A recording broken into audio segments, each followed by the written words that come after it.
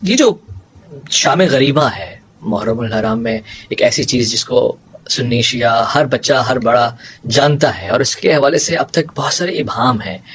شام غریبہ کیا ہوتا ہے؟ کیا یہ باتیں جو سنی سنائی ہم تک پہنچی ہیں ویسے ہی ہیں؟ یعنی یہ اخلاقیات کے بالکل برعکس نہیں ہے کہ چراغ کا بجھا دینا اور پھر خواتین کا وہاں پہ ہونا اور مرد اور خواتین کا اخلاط ہونا اور اس کے نتیجے میں یہ تمام چیزیں؟ مجھے تو یہ بات بہت معیوب لگتی ہے۔ آپ اس حوالے سے کیا کہنا چاہتی ہیں؟ اس رات چراغ کیوں بجھا دیے جاتے ہیں؟ بسم اللہ الرحمن الرحیم۔ شام غریبہ، اگر آپ اس کے معنی پر ہی غور کریں تو آپ کو معلوم ہو جائے گا کہ غریبوں کی شام، چراغوں کا گل کرنا در حقیقت استعارہ ہے یا امثال ہے یا نشانی ہے یا تشبیہ ہے اس تاریک ترین رات کی کہ جس کی تاریکیوں کے سبب ہدایت اور انقلاب اور دین اسلام کے شمس و قمر طلوع ہوتے ہیں۔ در حقیقت یہ وہ شب ہے جس میں جناب زینب کبریٰ کے گھر کے تمام تر چراغ تو گل ہو گئے لیکن دین اسلام کی بود و باش ہوتی رہی۔ اس روز چیختی ہوئی بچوں کی آوازوں میں، چلاتی اور چنگھاڑتی ہوئی خواتین کی آوازوں نے سسکتے ہوئے اسلام کو زندگی دی ہے در حقیقت۔ اور یہ وہ شام ہے کہ جب تمام تر انصار اصحاب حسینی سید الشہداء بارگاہ عزدی میں تشریف لے جا چکے ہیں۔ اب کوئی بھی نہیں ہے، تنے تنہا جناب حضرت زینب ہے اور ایک ٹوٹے ہوئے خنجر کو لے کر اور نیزے کو لے کر کھڑی ہیں۔ آپ کا سوال درست ہے کہ کوئی بھی کام اگر عیب دار لگ رہا ہے یا کوئی اچھا کام بھی ہے اسے غلط انداز سے پیش کیا جا رہا ہے تو وہ معیوب ہو گیا، لیکن یہ شعائر حسینیہ ہے۔ اور در حقیقت یہ چراغ گل کرنا، میں آپ سے ایک سوال کرنا چاہوں گی، اگر کسی کے گھر میں کوئی فوتگی ہو جائے نا، میں نے دیکھا ہے بچے 2 3 دن تک کھانا نہیں کھاتے، اور نہ صرف یہ عام انسان کی سائیکی ہے، فطرت ہے، وہ کہتا ہے میرے والدین آج پہلی رات ہے قبر میں تنہا ہوں گے، میں اپنے گھر کے چراغ کیسے روشن کروں۔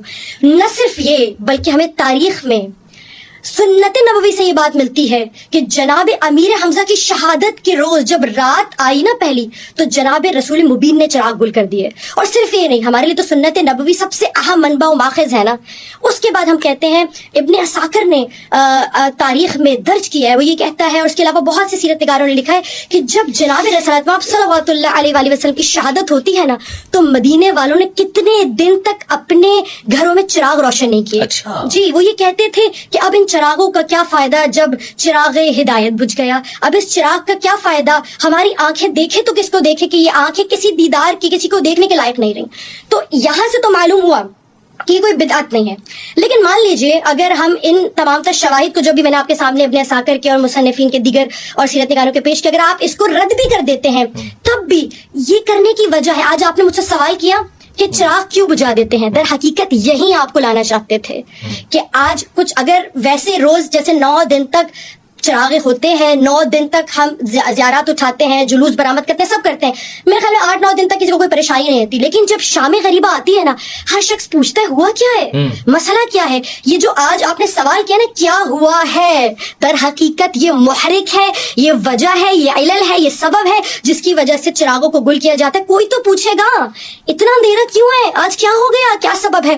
پھر آج ہم بتائیں گے۔ آج ثانیہ زہرا ٹوٹا ہوا نیزہ لے کر عباس بن گئی، آج ثانیہ زہرا اپنے سامنے روایات کہتی ہے، یہ تو ہم نے سنا ہے کہ ابن زیاد نے حکم دیا اور عمر سعد نے حکم دیا اور اس وقت تمام تر خیام کو جلا دیا گیا، اس قدر آگ تھی کہ تمام تر مناظر مدھم پڑ گئے تھے، کسی کو کچھ نظر نہیں آتا تھا۔ نہ صرف یہ، میں آپ کو بیان کروں کتنے ہاشمیات علویات بچے اس دن بچیاں ماری گئیں۔ روایت کہتی ہے کہ جب تیزی سے آگ لگائی گئی اور خیام کو جلایا گیا تو اس وقت بچے دوڑے، اور بچے دوڑ کے جب مقتل میں چلے تو تمام تر بہت سارے بچے ایسے تھے جو گھوڑوں کی ٹاپوں کے نیچے آ گئے۔